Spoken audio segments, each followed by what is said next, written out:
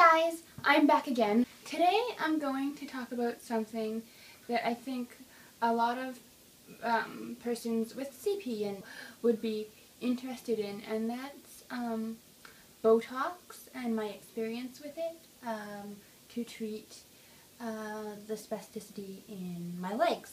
So most people know of Botox as, you know, something that people use for their face to prevent like aging and all that kind of thing.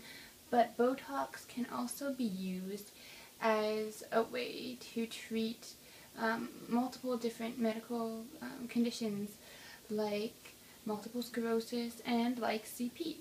So in my case, I have spastic diplegia, like I think some of you know, and they used Botox in the back muscles of my calves and a little bit further up in my thighs too, to loosen, well, actually paralyze those muscles so that other muscles can get a chance to develop. I guess a quick background on what Botox really does.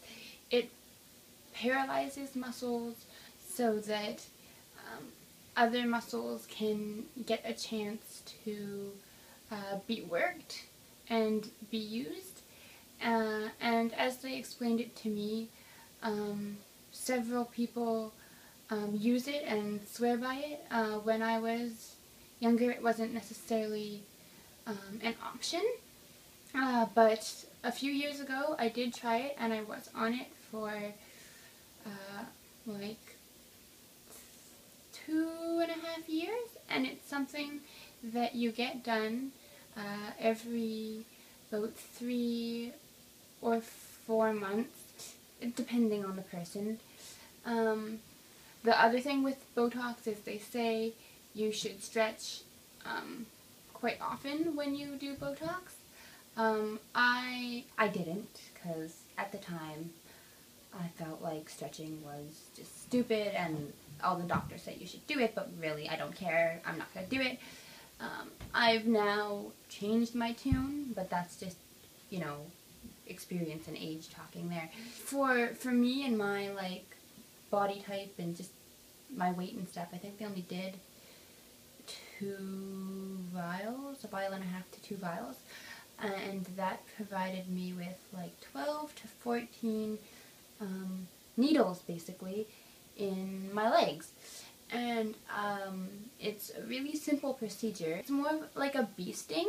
I had them put just bags of ice on my legs because they didn't have numbing cream, and some clinics do, but mine didn't. So it just sort of freezes the area for, you know, half a second so that when they stick it in, it doesn't really hurt. In terms of like after effects right afterwards, I remember my first one, my very first one, I was really tired, but that, I think, well, you know, you get 14 needles jabbed into your body, you're going to be kind of tired, and so subsequently after that, I would just, you know, book the rest of the day off work, or book the afternoon off and do it the afternoon, and then give myself a couple of days. So say I would do it on Friday afternoon, give myself a couple of days, and usually by like Saturday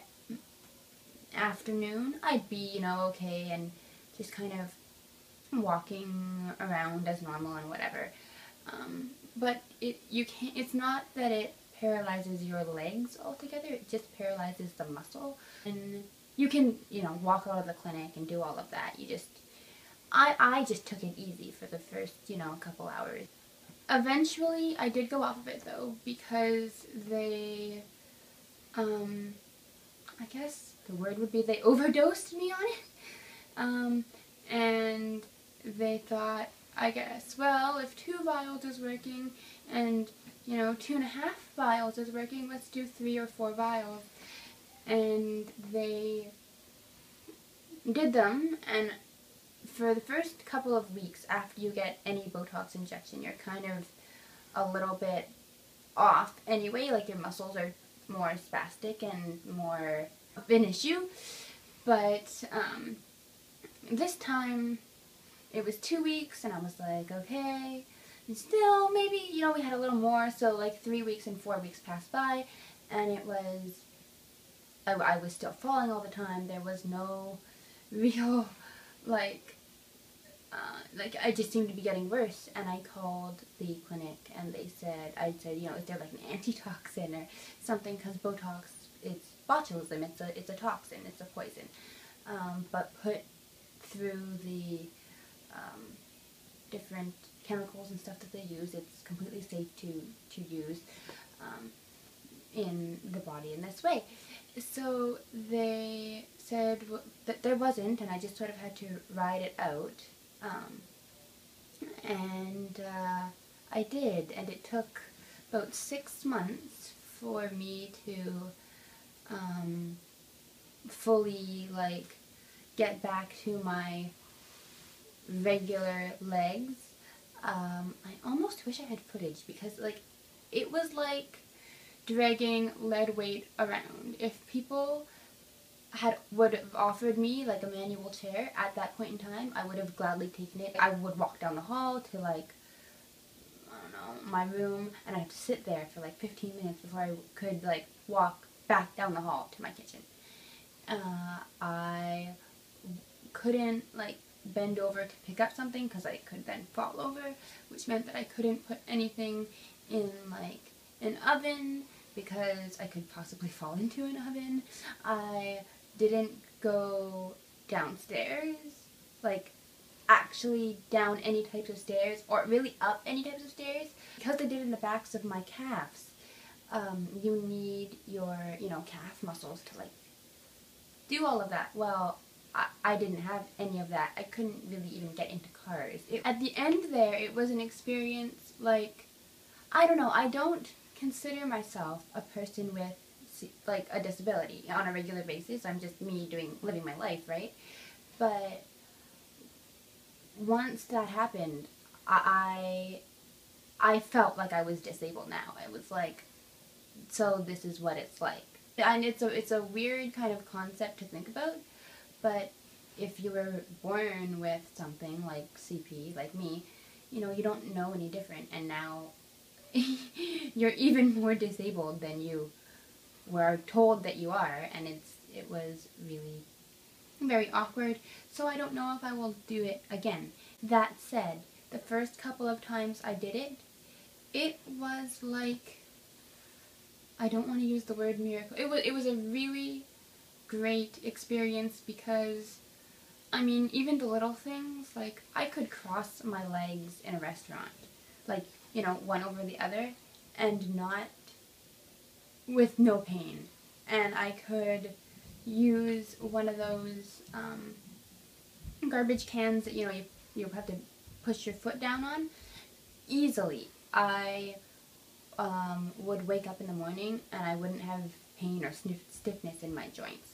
So I would say, if you're thinking about getting Botox, and you have the money for it, because it does cost a little bit, unless you can get on some kind of trial, which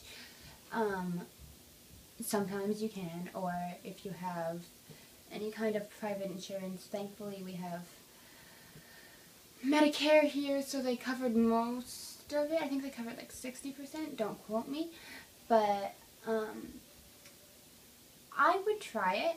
I would just caution you that if you find a dose that works for you and the doctor says, oh, we could try just one more or whatever, obviously, like, think about it for more than 5 seconds, you know, and, you know, do your research on it. If you feel that your body can withstand it, I would, obviously, I'm not going to say don't do it, but just in my experience, and again, this is all my experience, guys, I'm not a doctor, it went a little bit south. Would I do it again? I'm not sure. I'm seeing a doctor about it in the next little bit, but I'm really nervous now to put any more Botox in my body, because I still do have residual damage, and I don't necessarily want to increase that. If you want to do it, go ahead, try it. I think it's something everyone should try. It can really help you, and it does really help a lot of people. Just do your research, and this was just my experience. So I hope that your experience is better, or if you have other Botox stories, please leave a comment or email me if you feel more comfortable to do it that way. I like to kind of get to know people and get to know their different experiences.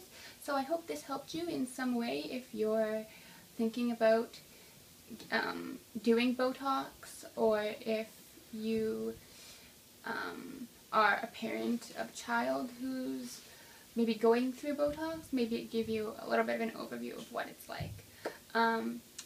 But I think I'm going to end this here now, and I will chat with you guys later.